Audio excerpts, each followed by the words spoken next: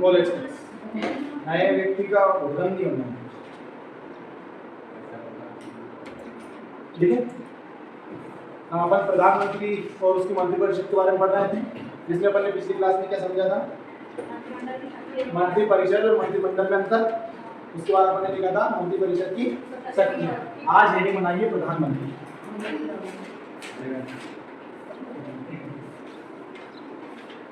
प्रधानमंत्री मंत्रिपरिषद का प्रमुख होता है कि नहीं होता है?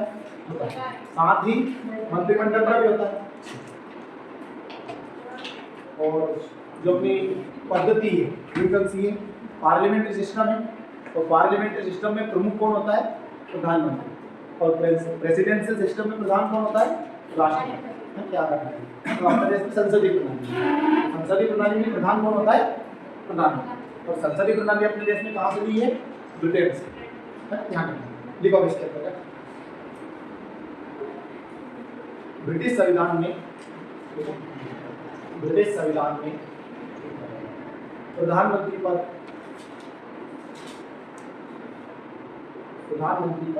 परंपरा पर आधारित है। ब्रिटिश संविधान में ये ब्रिटिश संविधान में प्रधानमंत्री पद परंपरा पर आधारित है, लेकिन भारत में प्रधानमंत्री पद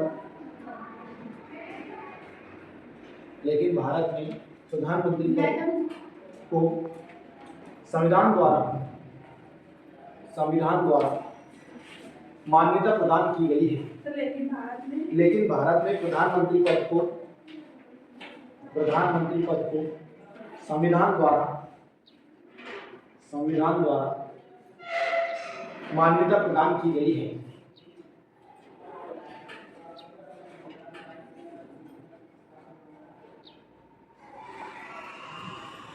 अनुच्छेद 74 आर्टिकल 74 में क्या कहा गया है? कितनी बार बताया मैंने आपको? ध्यान से सुनिएगा। राष्ट्रपति की सहायता एवं परामर्श के लिए एक मंत्री परिषद होगी और जिसका प्रधान कौन होगा? प्रधानमंत्री। तो लिख लो इसमें लाइन एक बार लिखिएगा। अनुच्छेद 74 के अनुसार राष्ट्रपति को उसके कार्यों में सहायता एवं परामर्श के लिए एक मंत्री परिषद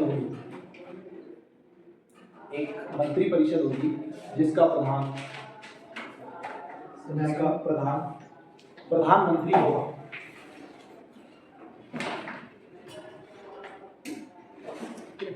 अब देखिएगा अनुच्छेद 75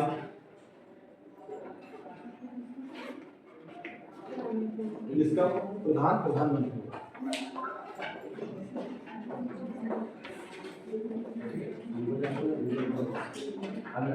आवाज साइलेंट करके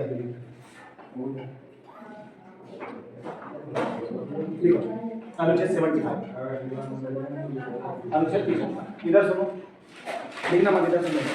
आप सभी को मैंने बताया था कि प्रधानमंत्री की नियुक्ति कौन करता है? राष्ट्रपति। और प्रधानमंत्री के कहने पर अन्य मंत्रियों की नियुक्ति भी कौन करता है? राष्ट्रपति। ये लाइन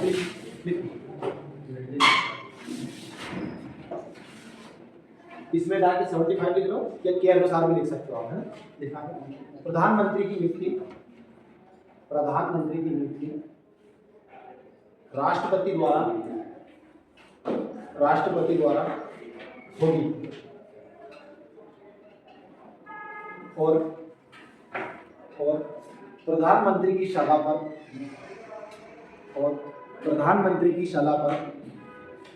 अन्य मंत्रियों की नियुक्ति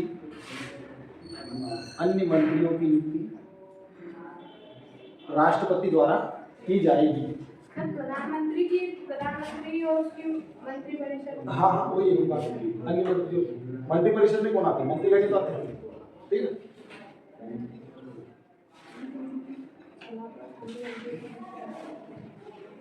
अब लिखिएगा अनुच्छेद 78 देखो अपन यहाँ जो लिख रहा है, आप सोचोगे सर 76 और 77 कहाँ है, तो जो प्रधानमंत्री पढ़ रहे हैं तो प्रधानमंत्री के संबंध में जो जो आर्टिकल कह रहे हैं उन आर्टिकल को लिखेंगे ना, फिर आपको एक साथ एक एक लाइन में अपन 395 अनुच्छेद भी लिखवा देंगे, एक से तो 395। अभी तो अपन जो पढ़ रहे हैं जैसे प्रधानमंत्री संबंधित है, प्रधानमंत्री संबंधित अनुच्छेद पढ़ रहे हैं, ठीक है। और उससे पहले अपन ने राष्ट्रपति पढ़ा, राष्ट्रपति संबंधित अनुच्छेद पढ़े, जो पढ़ रहे हैं और उससे संबंधित अनुच्छेद अपन लिखते रहे। जैसे अपन ने मौलिक अधिकार पढ़े थे, मौलिक अधिकार और संबंधित अनुच्छेद पढ़ लिए, मौलिक कर्तव्य पढ़े, मौलिक कर्तव्य, जीपीएसपी पढ़े तो जीपीएसपी, है ना, ऐसा रहता है। दिखेगा अनुच्छेद 78, ठीक है 78 में राष्ट्रपति के साथ व्यवहार के विषय में प्रधानमंत्री के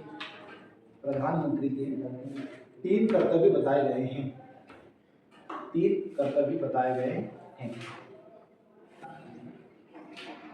और आप सभी को याद है 2 प्रकार की कार्यपालिका है, एक नाम मात्रिक और वास्तविक। नाम मात्रिक कार्यपालिका कौन है? राष्ट्रपति। और वास्तविक शक्ति किसको होती है? प्रधानमंत्री। अगर राज्यों की बात करें तो राज्य में नाम मात्र का प्रमुख कौन होता है? राज्यपाल। और मुख्य कौन होता है? मुख्यमंत्री।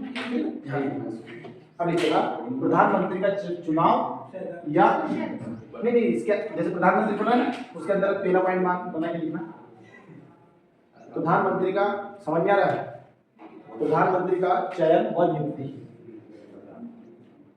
प्रधानमंत्री का चयन व नियुक्ति। नियुक्ति मत लिख लेना, ये तो वो सर आने वाले मतलब आने वाले क्या है उसमें आते रहते हैं। देखो ये बताइए कि प्रधानमंत्री का इलेक्शन होता है क्या? नहीं होगा। अपन बोल देते हैं कि जब लोकसभा के चुनाव होते हैं तब कि प्रधानमंत्री का चुनाव होता है, तो प्रधानमंत्री का चुनाव नहीं होता है, प्रधानमंत्री का चयन होता है। क्या होता है? चयन। कैसे होता है वो देखना। जैसे मान लेते हैं अपने देश में 2 मुख्य पार्टी है, जिसमें से एक तो मोदी जी की और एक राहुल गांधी जी की। बड़े पद जीत लगाना जरूरी, ठीक है। तो आप सभी को याद है कि जिस दल के पास लोकसभा की जो टोटल सीट है उसके आधे से एक अधिक जिसको प्राप्त हो जाती है, उस दल का व्यक्ति को क्या बनता है? प्रधानमंत्री बनता है। तो अपन मान लेते हैं मोदी जी तो बन गए, अब मान लेते हैं कि कांग्रेस को 300 सीटें मिली, इसमें से कितनी मिली? 300। तो ये बताइए कि जो 300 सीट है कांग्रेस की, इसमें से कोई भी व्यक्ति क्या बन सकता है? प्रधानमंत्री बन सकता है, कोई भी इन 300 में से। आया समझ में? हाँ, जैसे प्रधानमंत्री की घोषणा पहले कर देते हैं कि जैसे हाँ कर देते, बिल्कुल कर देते। उसका कारण ये है कि अगर वो किसी राज्य का संसद ना बने, मतलब वो बनते हैं संसद, हाँ। तो वो संसद ना बने तो फिर बना सकते हैं कि नहीं उसको? तो 6 माह के लिए बताया था, कल के लिखवाया था, कल लिखवाया था ना कि किसी भी मंत्री को मंत्री पद पर लेने के लिए लोकसभा या राज्यसभा का सदस्य होना जरूरी है। अगर वो नहीं है तो उसे 6 माह के अंदर अंदर सदस्य बनना अनिवार्य है। वो सदस्यता की नहीं पूछ रहे, जैसे संसद को बनाते हैं, मतलब ये क्या रोडमैप नंबर क्या संसद ही? हाँ, तो ऐसा संसद बनना जरूरी है क्या? हाँ जरूरी, प्रधानमंत्री बनने के लिए। हाँ। और अगर नहीं बन सकता और घोषणा पहले से कर दी और वो आ गया तो एक बात इसीलिए तो बोल रहे हैं कि उसको 6 माह के अंदर अंदर बनना अनिवार्य है। वोटा पर कैसे बन जाए? राज्यसभा से बनवा देते हैं, राज्यसभा से बनवा देते हैं। राज्यसभा का क्या है? राज्यसभा का कार्यकाल 6 वर्ष है, और राज्यसभा का भंग नहीं होती, उसके 2/3 सदस्य हर 2 साल में पदमुक्त होते हैं।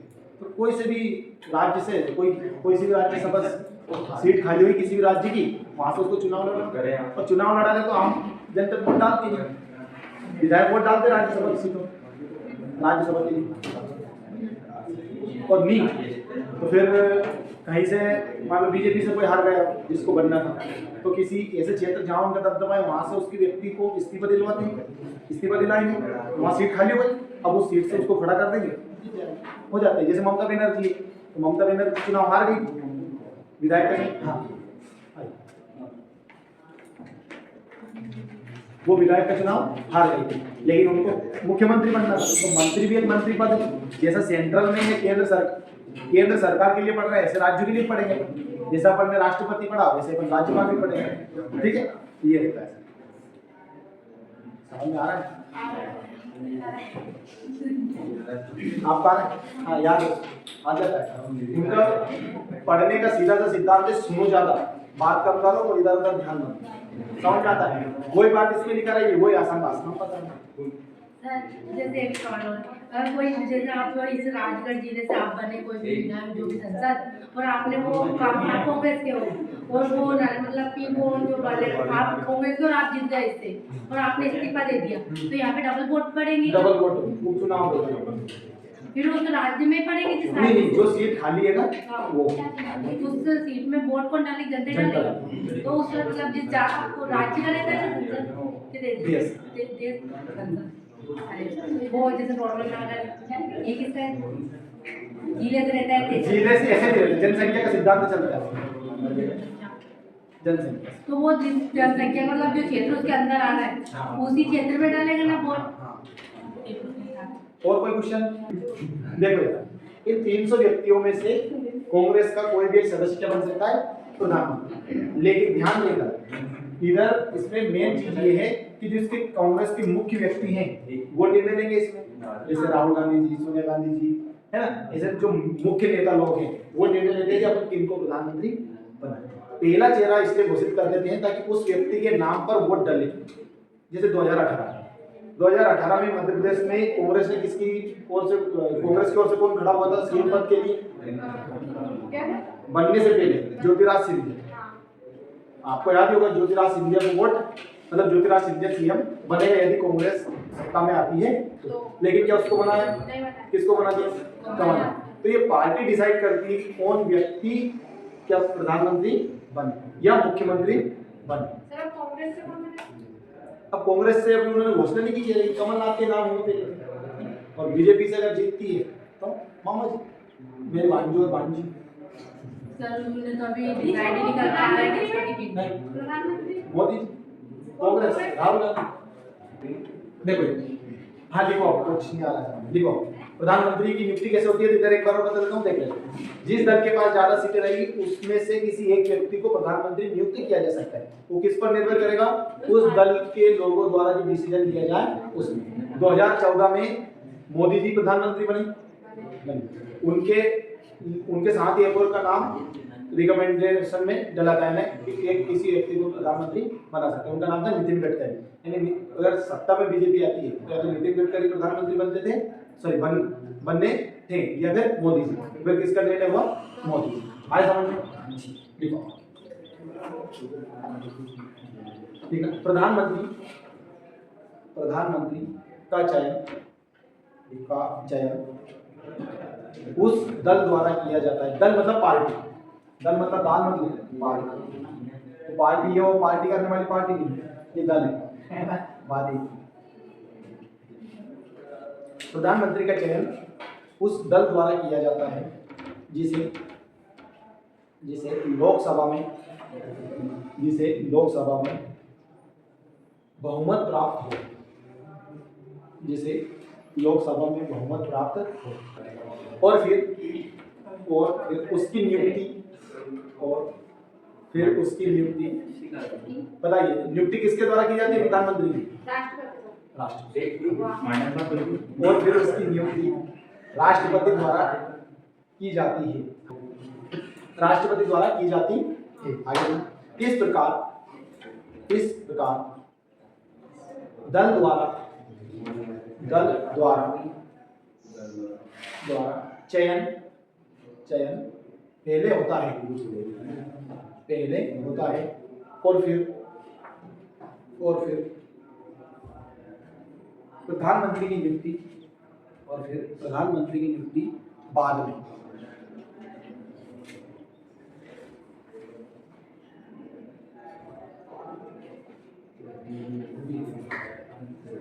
तो इसका मतलब यही है ना कि पहले वो डिसाइड हो जाता है। हाँ, उसके नाम पर अपन वोट डालते हैं। जैसे उदाहरण के लिए बताइए, अपन जो लोकसभा के सांसद है जैसे रोहन नागर जी, इन्हें वोट तो दे रहे हैं, पर अपन किसके नाम पर वोट देते हैं? मोदी जी के नाम। किसके नाम पर देते हैं? मोदी जी के नाम पर। क्योंकि अपन केंद्र में चाहते हैं कि प्रधानमंत्री एक सख्त प्रधानमंत्री हो जो निर्णय लेने में ज्यादा सोचे, है ना। तो अच्छा काम किया, 10 साल हो गए, मोदी जी ने बहुत शानदार काम किया। हाँ, कुछ मामलों में तानाशाही चली है, लेकिन उसके लिए सुप्रीम कोर्ट बैठी हुई है।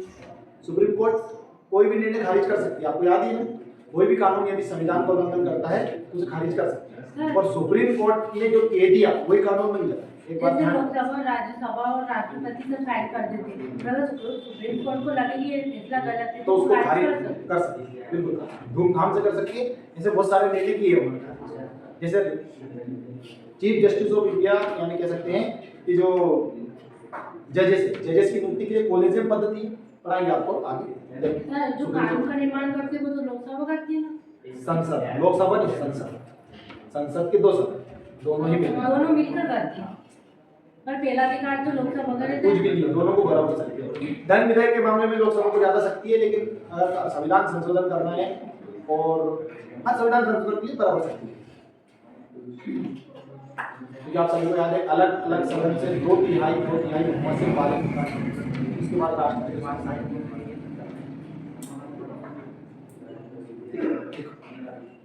लिखना इसका है। अब 1946 की थोड़ी सी घटना बता दूं मैं, लिखवाऊंगा नहीं, याद रखेगा। 1946 में दो दावेदार थे प्रधानमंत्री पद के लिए, एक थे नेहरू जी, दूसरे थे सरदार पटेल। सबसे ज्यादा वोट किसको मिले थे उसमें? पटेल को मिले, पटेल को मिले हैं। किसको मिले? पटेल को मिले हैं। लेकिन प्रधानमंत्री गांधी जी के कहने पर किसे बनाया गया? नेहरू जी। फिर उसके बाद से फिर 1950 में पटेल जी की मृत्यु हुई। पटेल तो 1950 में किसकी मृत्यु हुई थी? पटेल। जो 1946 में चयन हुआ था नेहरू जी का, वो गांधी जी के कहने पर, यानी अंतरिम सरकार की उस समय जनता द्वारा किसी भी नेता को नहीं चुना गया। ध्यान रखना है, जो अपने देश की संविधान सभा बनी थी, संविधान सभा, ध्यान रखना, जिसने कानून संविधान बनाया। धीरज, बात नहीं सुने तो चुप बैठ। तो जो संविधान सभा थी वो अप्रत्यक्ष रूप से चुनी गई थी। तो सामान्यतः ऑब्जेक्टिव टाइप जो क्वेश्चन आप देते हो, एग्जाम देते हो, उसमें आता है कि अपनी संविधान सभा चुनी गई थी, प्रत्यक्ष रूप से, अप्रत्यक्ष रूप से, ऐसे ऑप्शन आते हैं। तो उसमें आप लगाएंगे अप्रत्यक्ष रूप से। किसको चुना था उन्होंने? तो आज के राज्यसभा के इलेक्शन आप मान के चल सकते हो। आज की जो राज्यसभा है उसके इलेक्शन कैसे होते हैं कि उनको वोट डालते हैं विधायक लोग। वोट डालते हैं विधायक, तो विधायक को चुनती है जनता। तो उस समय आप ऐसे मान लो कि जो अपनी संविधान सभा थी, संविधान सभा ये मान लो, और जिन्होंने वोट डाला था वो विधायक कैसे थे, और उनको किसने चुना था? जनता ने। तो ये बताइए, ये अप्रत्यक्ष हुई कि प्रत्यक्ष हुई? अप्रत्यक्ष। कैसे चुनी गई थी? अप्रत्यक्ष। तो उस समय प्रधानमंत्री कौन बने थे? नेहरू जी। तो गांधी जी के कहने पर इसे बनाया गया है नेहरू जी को, और वोट ज्यादा किसको मिले थे? पटेल। उसके दो कारण हो सकते हैं। देखो, वो तो मेरे को भी नहीं पता है, आपको भी नहीं, सबका अनुमान है। मोदी जी ने सदन में भी कहा था कि ऐसा क्यों हुआ देश में कि जिसको ज्यादा वोट मिले, लोकतंत्र ये सब कह सकते हैं। तो पटेल को ज्यादा वोट मिले लेकिन फिर भी नेहरू को प्रधानमंत्री बनाया, ऐसा क्यों हुआ? मतलब गलत। लेकिन गांधी जी का मानना था कि जो नेहरू जी थे वो 14 साल छोटे थे, किससे? पटेल से। बड़े थे, 14 साल बड़े थे वो, तो उनका स्वास्थ्य भी खराब था। और एक संक्रमण काल में एक ऐसा व्यक्ति प्रधानमंत्री बने जो लंबे समय तक देश को संभाल सके। देखो, हर व्यक्ति, जो भी व्यक्ति हुए अपने राष्ट्रीय आंदोलन में भाग लिया, देश को उस समय संभाला, उनके अपन एहसान भूल नहीं सकते, मात्र इस आधार पे कि जो वर्तमान परिस्थिति अलग है। उदाहरण के तौर पर ये बताइए कि मान लो कोई व्यक्ति, अब देखो उसमें सब गरीब अमीर सब होंगे, कोई ऐसा व्यक्ति जो गरीब है और उस समय उसको पैसे की नितांत जरूरत थी, किसी व्यक्ति ने उसकी व्यवस्था कर दी, तो क्या उस स्थिति में जब उसको जरूरत थी उस समय जिसने सहयोग किया उसके एहसान भूल जाने चाहिए? नहीं भूलने चाहिए। चाहे आपके पास वर्तमान में लाखों करोड़ों रुपए, परंतु जिस समय आपको 2 रुपये की, 5 रुपये, मान के चलते 1000 की, लाख की जरूरत थी, उस समय जिसने मदद की वही आपको मशीन। तो ऐसा ही था देश में, जब जरूरत थी देश को संभालने की, तब जिन व्यक्तियों ने देश को लंबे समय तक व्यक्ति ऐसा संभाल के रखे जो लंबे समय तक रहे। अब पटेल थे तो बीमार भी रहते, 1950 में उनकी मृत्यु हो गई थी, लेकिन उनको जो समय मिला उसमें उन्होंने भारत का एकीकरण किया, यूनिफिकेशन ऑफ इंडिया। आप सभी को याद है ना, स्टेच्यू ऑफ यूनिटी बनाएंगे, एकता का सिंबल भारत के लिए किसे कहा था? पटेल। ठीक है सर, नेहरू की मृत्यु कब हुई थी? 1964। 1964। तो उनकी बता रहे थे, भाषण नहीं पता था।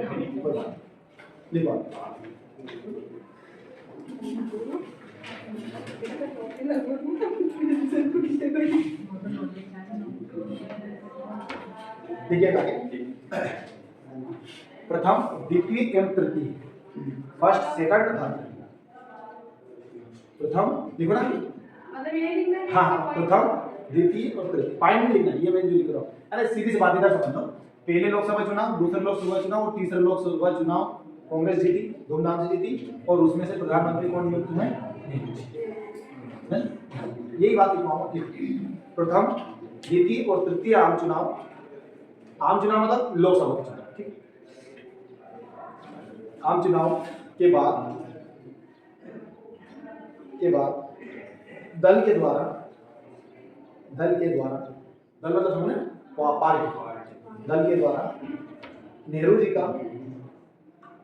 जी का चयन प्रधानमंत्री के लिए हुआ, या प्रधानमंत्री के रूप में प्रधानमंत्री के लिए हुआ, इसलिए का चयन प्रधानमंत्री के लिए हुआ।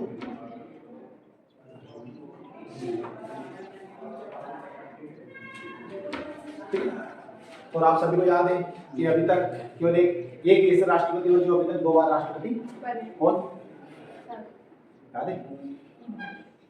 राजेंद्र प्रसाद, डॉक्टर राजेंद्र पहले राष्ट्रपति हैं जो अभी तक 2 बार राष्ट्रपति बने। इससे पहले अभी तक कोई भी, या उसके बाद सर इसका ही अध्यक्ष भी वही है। हाँ वो जब आपको मैंने संविधान सभा पढ़ाई थी तब 9 दिसंबर, 11 दिसंबर और 13 दिसंबर 3 बैठक अपन मान ली। पहली में सच्चिदानंद सिन्हा को अस्थायी अध्यक्ष चुना गया था, फिर 11 दिसंबर को उन्हें स्थायी सदस्य चुन लिया गया था, और फिर वही संविधान सभा के अध्यक्ष के रूप में उन्होंने कार्य किया। ठीक है, आप नीचे लाइन से लिखें। 1950 से लेकर अब तक, 1950 से लेकर अब तक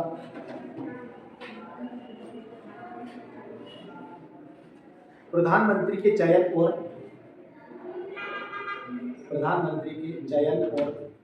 नियुक्ति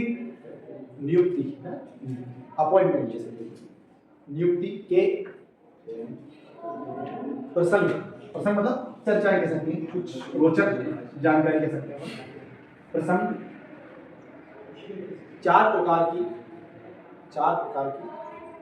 स्थितियां रही है। 4 प्रकार की स्थितियां रही है। चारों स्थिति को लिखेंगे, 1, 2, 3, 4 नंबर डाल के लिखना है। पहले लिखवा रहा हूँ, उसमें पहले हेडिंग बनाना, उसके अंतर्गत लिखेंगे। ठीक, पहले लिखना स्वयं जनता द्वारा प्रधानमंत्री का चयन।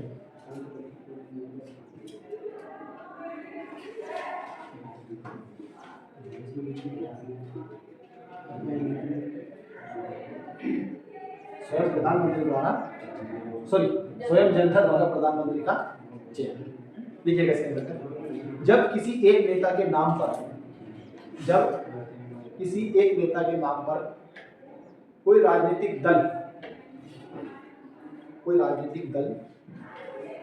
लोकसभा में बहुमत प्राप्त करता है। मेरे नेता के नाम पर एक बार जब किसी एक नेता के नाम पर कोई राजनीतिक दल लोकसभा में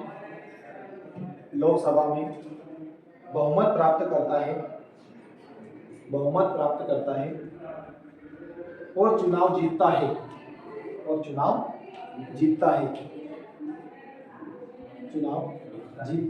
तब यहाँ समझा जाता है कि स्वयं जनता ने प्रधानमंत्री का चयन किया। स्वयं जनता ने प्रधानमंत्री का चयन किया। जैसे कब हुआ तो देखना। ये स्थिति बनी 1951, 1956, 1962। तब कौन प्रधानमंत्री बने? नेहरू जी। कौन बने? नेहरू। उसके बाद 1971 में इंदिरा गांधी, 1980, उसके बाद नरेंद्र दामोदर दास मोदी। ये इस वर्ष ये स्थिति बनी कि केवल एक व्यक्ति के नाम पर जनता ने वोट डाला। है ना, ध्यान रखना है। 1951 में नेहरू जी खड़े हुए, नेहरू जी के नाम पर जनता ने वोट दिया, लेकिन वोट किसको देते हैं? उस दल के व्यक्ति को। जैसे 2014 मोदी जी बोलने कला ही से, मेरे भाइयों, देश का भाइयों बहनों, है ना, ठीक है। इस तरह जनता ने किसको देखा? मोदी जी। और मोदी जी को देखा तो जिस लोकसभा सीट से किसी भी दल का खड़ा हुआ, लेकिन उसमें सब में मोदी जी ही और बीजेपी को धूमधाम से जीत। जैसे अपने सीट पर सांसद के रूप में रोडमल नागर जी, रोड लिख लो बस, रोड भी बनाना हो, रोडमल नागर। तो रोडमल नागर जो है वो किससे है? बीजेपी से। तो बीजेपी के लिए जनता ने किसको नहीं देखा? रोडमल नागर को देखा। किसको देखा? तो जब एक व्यक्ति के नाम पर जनता वोट डालती है तो हम उसे कहते हैं कि प्रधानमंत्री का चयन स्वयं जनता ने, पावरफुल रहती है, ज्यादा सीटें मिलती है, कांग्रेस से बहुत ज्यादा सीटें मिलती है, 173 पर मिल रहा है, उससे भी कहीं ज्यादा। तो सरकार पावरफुल रहेगी। सरकार जब पावरफुल रहेगी तो फिर निर्णय लेने में सोचेगी, कभी नहीं सोचेगी। लेकिन तानाशाही बढ़ती है, ध्यान रखना। इंदिरा गांधी को जब फुल फाल सीटें मिली उसको उन्होंने तानाशाही आपातकाल लगा दिया। जिस राज्य में कांग्रेस की सरकार थी उस राज्य की सरकार को बर्खास्त कर दिया। आपको याद है 356 लगा सकते हैं, प्रधानमंत्री के कहने पर राष्ट्रपति लगाता है। कब कब लगा सकता है? जब संवैधानिक तंत्र विफल हो जाए, या उस राज्य की सरकार संविधान के अनुसार कार्य नहीं करे, या राष्ट्रपति को ऐसा लगे तो डायरेक्ट 356 लगा सकता है। राज्यपाल के कहने पर राष्ट्रपति लगा सकता है, और ऐसा प्रधानमंत्री के कहने पर, क्योंकि उस समय प्रधानमंत्री की स्थिति मजबूत रहती है। देखो सब जगह पावर गेम चलती है। यदि मान लो सरकार मजबूत है, सरकार से तात्पर्य प्रधानमंत्री, तो राष्ट्रपति बिना रहे, राष्ट्रपति क्या रहेगा? और यदि मान लो सरकार कमजोर है तो राष्ट्रपति आ जाएगा। ऐसे ही कोर्ट का चलता है। अगर सरकार कमजोर है तो सुप्रीम कोर्ट आगे हो जाती है, और अगर सरकार कमजोर, सरकार अगर मजबूत है तो सुप्रीम कोर्ट नहीं जाता है। तो सरकार की तानाशाही बढ़ जाती है। अब जैसे वर्तमान में जनता भी जागरूक हो चुकी है, अभी कोर्ट भी उसके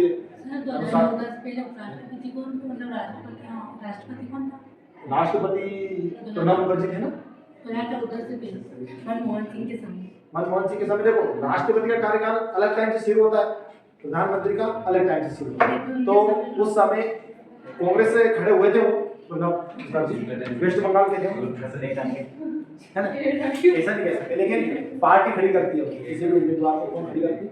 पार्टी। और सरकार जिस दल की सरकार रहती है सत्ता में, उस दल का सौभाग्य बात प्रधानमंत्री राष्ट्रपति बन जाता, और प्रधानमंत्री बनते ही इसके अंदर वर्तमान में राष्ट्रपति वो पहले मतलब कौन सी पार्टी का सदस्य था? देखो उसमें पार्टी इतनी मायने रखती कि किस व्यक्ति को खड़ा किया। अब जैसे 2004 के बाद 2004 से एनडीए की सरकार थी, क्या अटल बिहारी वाजपेयी जी कहते हैं प्रधानमंत्री। तो ये बताइए एपीजे अब्दुल कलाम के किसी पार्टी से थे? नहीं थे, फिर भी उनको किसकी तरफ से खड़ा किया था उन्होंने? वो मतलब पार्टी के सदस्य तो नहीं, कोई जरूरत नहीं।